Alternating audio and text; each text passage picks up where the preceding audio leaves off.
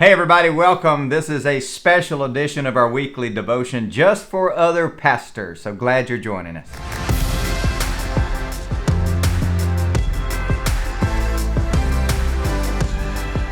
Pastors, I want to give a special word of encouragement to you today. I've been in ministry for most of my life, about 25 to 30 years, and I understand intimately the daily sacrifices and challenges, the good, the bad, and the ugly that goes into ministry. And it is something you give your whole heart, energy, body, mind, spirit to, and it can be very draining at times. For those of you who are listening who are not in ministry, I want to say encourage your pastors. I assure you, you can't over-encourage them. They do this because they love the Lord and they love you.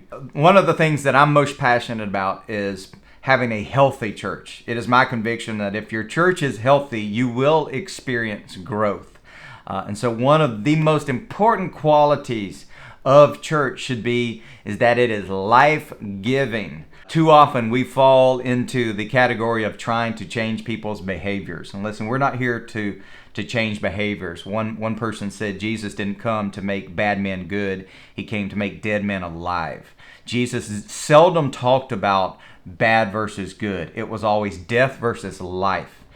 Church, I believe, at its core should be life-giving. Jesus says, I am the way, the truth, and the life. Everything is all about life in Christ. Apart from Christ, there is death. And so we want to lead people to life. And so when people come to church, I truly believe it should be the most life-filled moment of their week. Like they're surrounded by people who are overflowing with life. Messages are giving away life. When I think about the role that I play, there are several things that are important. Ministering to those who are sick and hurting, and counseling and prayer and even preaching. But there's something that I believe is most important. I recognize people are probably going to forget my sermons after a couple of weeks. But what I consider to be my most important role is developing the culture of our church. And pastors, let me encourage you to stop and just evaluate your church culture. When your church culture is healthy, you will grow. It's like the parable of the four soils. When the soil is good, there's life. And so the four things I always evaluate. One, I evaluate our programming. What is the ministry we are offering, and is it producing life? If the answer is yes, you'll experience growth in the short term. Same as administration. Are the systems we have in place, the structure we have in place, is it supporting what we're doing or slowing it down? It should be enhancing and bringing life, making it easier to do the ministry you're providing. So evaluate your administration. Next, the vision of what you're doing, the why behind what you're doing. Programming is the what, admin is the how, the vision is the why. That is absolutely critically important that you never lose sight of that. You can't speak vision enough. Give vision away, the reason we are here. If you give away vision with clarity and passion, you will have long-term impact.